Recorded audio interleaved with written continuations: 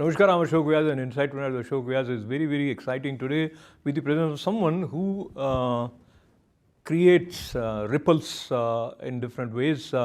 And if we go directly the way we are now understanding different thought processes as left and right, so whether you come from the left or right, but if you love India and you cannot but notice the way Indian understanding is articulated by this gentleman who in India we say Western mind. And what Professor Salvatore Babones is, we will learn about that. But before I get to the hot seat which people with him find themselves because of protest, we'll talk about that also. But let me have the pleasure of welcoming Professor Salvatore Babones. Namaste, sir. Welcome. Namaskar, it's great to meet you. So you are a celebrity for us, you are a hero of a kind which comes with the intellectual fragrance that adds to understanding of India freshly. And sometimes truth is not related to facts as they are, but the way they are interpreted from the pipeline of statistics interpretation, or you take some sort of a particular data and you come and make your own conclusion. So we will talk about overall your impressions about India, but let's talk about your visit to New York. And what do you think makes people come and raise their voice against Professor Babones on a simple event, which is meet and greet with Professor? It is very funny. I am doing a meet and greet at a public library here in Long Island, New York tonight, and there is a massive anti-Indian protest organized to protest my appearance at a public library. And the huge irony is, because everything I do is data-driven, I'm never giving just opinions about India. I'm presenting facts about India. The worst thing they could find to put on their flyer was the notorious Professor Babones says that Narendra Modi is a well-respected global leader. and that's the worst thing they could find. Actually, they should go and stand in front of White House also. Oh, they should stand for the White House and the Congress. So for having said that, but if they've gone through my whole background apparently, and they're looking for negative things I've said that they could put on a poster to try to attract people to come to their protest. And that's the one phrase the one quote they use. Professor Babones says that Narendra Modi is a well-respected global leader. It's hilarious. But of course, when I talk about India, I'm talking about the data on India. I'm not talking about my opinions about India, my experiences of India. In fact, when I'm asked about those things, I always demur, because it's really not what my research is about. My research is about the data about India, the facts about India, and how can you protest a fact? So, for example, talking about something very controversial like the status of Muslims in India, I have no opinion of what it is like to be a Muslim in India. But I go to the survey data, and the survey data tell us that 24% of Indian Muslims say that there's anti-Muslim discrimination in India. 76% say that there isn't. Now, how does that number compare? Well, 80% of African Americans on the same survey say that there's anti-African American discrimination in the United States. 46% of Hispanic Americans, 42% of Asian Americans say that there's anti-Asian discrimination in the US. So while it may be true that some Muslims in India have faced discrimination, I can't tell whether that's true or not. You have to talk to each individual to find out their experiences. But I know that factually, based on the hard data, only 24% of Indian Muslims themselves, this is not an expert opinion, it's not my opinion, they themselves say that only 24% of Indian Muslims say that Muslims face discrimination in India. 98% of Indian Muslims say that they're free to practice their religion in India. 99% of Indian Muslims say that they are proud to be Indian. So when I come to the table with facts, and the facts, the most controversial facts I've ever talked about are about the status of Muslims in India, I've taken heat from both sides, both the fanatical left in India, and I put the word left in quotation marks, but the fanatical left in India who are saying there's going to be a Muslim genocide, I say, well, obviously India's Muslims don't think that's true, but the fanatical right in India, and again, I'll put right in quotation marks because I don't really endorse those usages, but the fanatical right in India who say that Muslims are traitors to India, who don't love their country and are loyal to Pakistan, they're equally wrong. 99% of Indian Muslims are proud to be Indian. That's the fact. Now, how you want to interpret it is up to you. I'm not here to try to express what the deep underlying feelings are behind those facts. I'm only here to talk the data. So now data, and as is clearly expressed by Professor, that 99% of the Muslims feel they are proud of being Indian Muslims, and rather than taking that as a quote and appreciating what Professor is bringing to the table, there are some minds get together, start protesting consistently, but something similar you have seen in India also happening.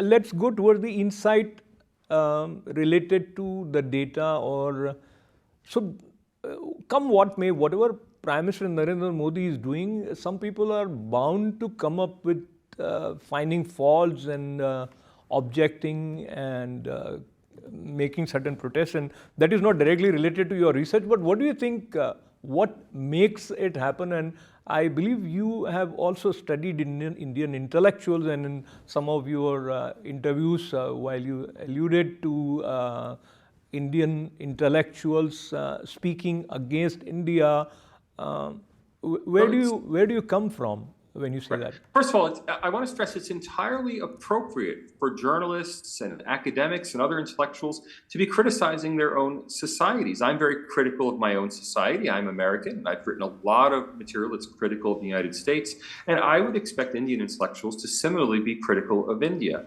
But that notorious quote that, when I said it's India's intellectuals who are anti-Indian, that was not meant as a condemnation of intellectuals. Many Indian intellectuals patriotically want reform for their country, and of course, that's entirely appropriate. I was instead explaining to Indians that when they see negative rankings, that they believe these negative rankings are coming from Western organizations.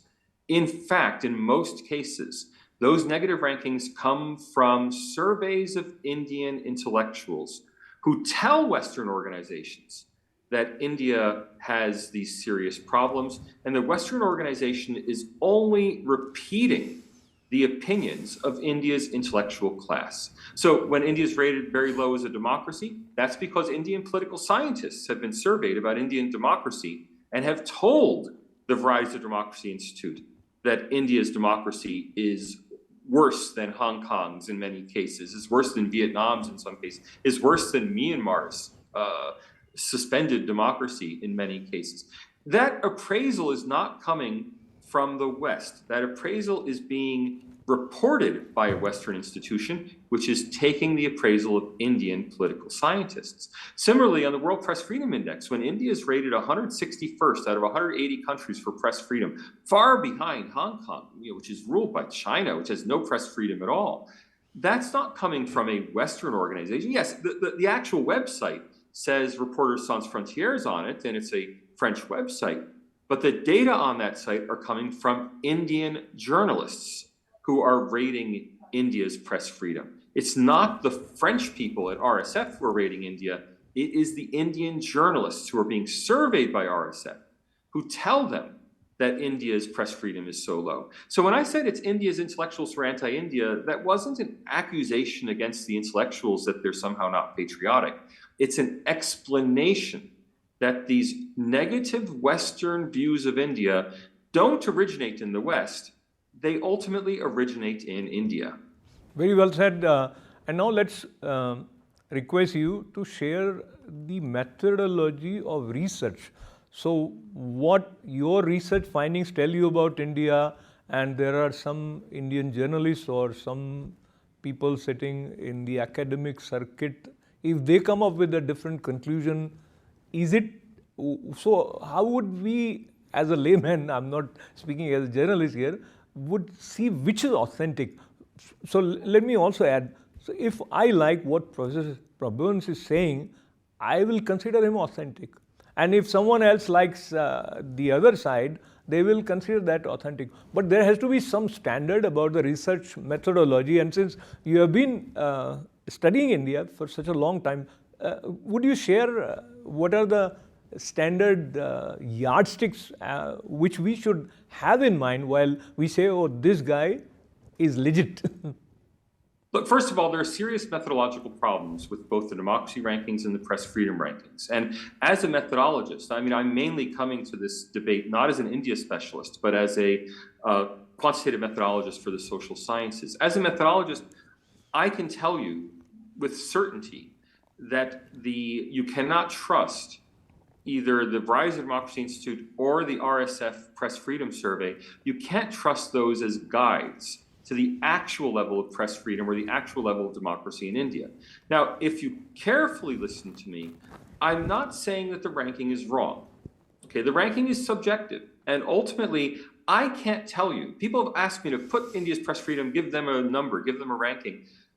I can't tell you what India's actual level of press freedom is. What I can tell you is that the ranking of India as 161 out of 180, that's clearly wrong. I mean, we have tons of data on that. There are lots of ways in which the rankings are methodologically poorly constructed that result in this very low ranking. What India's level of press freedom is, well, we haven't done this proper survey, right? So I can't answer that. What I can give you is a lot of circumstantial evidence. For example, when India is rated lower than Hong Kong for press freedom, and I know that in Hong Kong, that independent media have been closed down by the government, that only government-approved media are allowed to operate, that there's a national security law that allows for the arbitrary and indefinite detention of journalists, and that law has been used against prominent journalists, then I think it's clear that if any rating that ranks India below Hong Kong is just patently ridiculous. Now, is India better or worse than Austria, than Estonia, than Australia? I don't know. We would have to do a proper study to establish that. My own impression, having spent the last 4 or 5 years reading Indian media every day, being on Indian media myself, having talked to a lot of Indian journalists, my own impression is that press freedom is highly robust in India. But that's a personal impression. And so if you listen to what I'm saying, I'm very careful to distinguish between what I know scientifically from social science data and what my own personal opinion is based on my own impressions. Unfortunately, most social scientists who study India make no distinction between these two things. So people who are big fans of me, who assume they know what I believe because I criticized VDEM, I must be on their side. I have to always disabuse them of this. I'm not on anybody's side. I'm just trying as an academic, as a teacher, to unpack the methodology for people so they can make their own judgments. Absolutely. And as an individual, as a human being, I'm willing to give my own experiences, always with the caveat that these are not social science findings, they're just my own personal experiences. Experiences and going towards the serious side of the business of research, where we are right now, objectivity is not appreciated as objectivity, but only appreciated when it is supporting A or B side of it. Now, it's crazy that groups in New York, and they're primarily Muslim American community groups in New York, are organizing protests of me speaking, when what I'm speaking on is the methodology behind VDEM rankings. Okay? Because they don't want to hear the research. They're protesting it. And that is a real problem, that people only want the scientific results if it bolsters their narrative. And if they don't, they're willing to get in the streets and protest. They're willing to try to cancel a meeting at a public library that they don't like. That does not bode well for freedom of expression, for debate in the public sphere, ultimately for democracy. We have to be willing to have these debates in order to have a properly functioning democracy. So in order for us to be living in a properly functioning democracy, we need people who actually respect and practice democratic values, which includes, as you said, freedom of expression and ability to appreciate the objective viewpoint coming especially from someone who comes from the field of academics. So this question is little personal in a way that when you are aware that these kind of different currents of opinions and narratives are there and they are on the verge of clashing at some excuse here and there sometimes, and that puts you in a little bit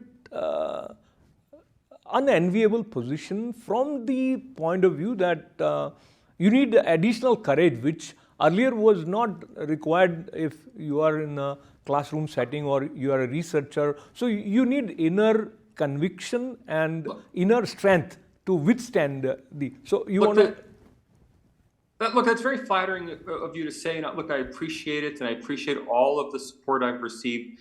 But honestly, from my standpoint, it's a fantastic thing that I have these opportunities to speak. And in fact, if anyone in the American Muslim community is monitoring, watching or monitoring this broadcast, please reach out to me. Right? I would love to talk to American Muslim groups about the data about the status of Muslims in India, because if they're being told lies about the status of Muslims in India, or if, let's not say lies, if they're even getting an inaccurate view because the specific people who are in their networks who are talking to them present a wildly inaccurate view, even if it's not a lie, if instead it's simply inaccurate, well, don't they want to hear the truth? I mean, shouldn't American Muslim groups in New York want to know the truth about Muslims in India, not just the rumors about Muslims in India?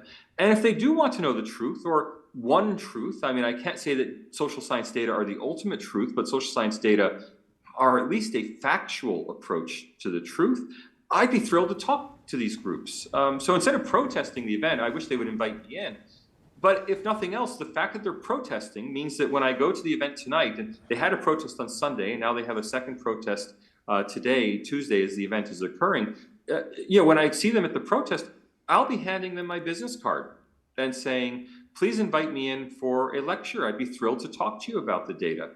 They should hear the data. I wish that everybody would want to be better informed. So for me, no, it's not some kind of terrible burden I have to bear because I'm somehow a noble truth seeker. I mean, it's very gratifying when people say things like that about me, but that's not who I am. I'm simply an educator, and it's an opportunity. If someone's protesting, it's an opportunity for me to hand out my business card to say, please get in touch with me. I'd love to speak to your group. Wonderful. I'm very, very happy to hear that, as well as I'm happy to be having this opportunity of talking to you. I thank you. I also want to thank you for giving this understanding, which is wholesome. And if I look at some of the headlines that we have seen over past few years, and I am kind of reminded of front page of Time magazine with a portrait of Prime Minister of India, Narendra Modi, saying divider in chief. And again, that is pushing one narrative. But let me add, there has been additional excitement about India across the globe. World leaders are looking up to it. What do you think are the key factors resulting into this additional interest in India, as well as, I would say, additional respect on the global sphere? Well, since we've waded into the most controversial issue of all, the status of Muslims in India, let's remind everybody that, of course, Narendra Modi was just received by both the White House and by a joint session of the US Congress. Of course, Mr. Modi was just the guest of honor at France's Republic Day parade. Oh, you can say, all right, that's because India is buying jet fighters and submarines from France. That's because India is being courted by US businesses. Mr. Modi was just an honored guest in the United Arab Emirates. The actual Gulf Arab states, the heart of political Islam, the heart of the historical origins of Islam, well, they've embraced Mr. Modi. Now, I'm not saying they're right or wrong. I'm not saying it's good or bad. I'm saying that empirically, if we're asking, do Muslim majority countries embrace Mr. Modi? Well, he's been a guest of honor in Egypt recently, and now he's been a guest of honor in the United Arab Emirates. Those are two of the most influential Muslim majority states in the world. I think we should get away from this narrative of Mr. Modi being a divider. It simply doesn't seem to fit reality. In fact, it seems to be his critics who are the dividers, wanting to set up divisive issues. Now, again, that's not my appraisal of Mr. Modi. That's my observation of what the leaders of Muslim majority countries are saying about Mr. Modi. And I think Prime Minister Narendra Modi also shares a lot of data in his sort of rock star-like meetings, even while he was in France or while he was in America. And that data is real. Australia, it was the most rock star of all was when he came to Australia because the Indian Australian community came out in enormous numbers to meet him. Absolutely. And some of the data that he is sharing is not highlighted by Indian media most of the time. So you come to know for the first time about certain achievements that collectively India has made in recent past from Prime Minister himself. So that is interesting. But it speaks a lot about his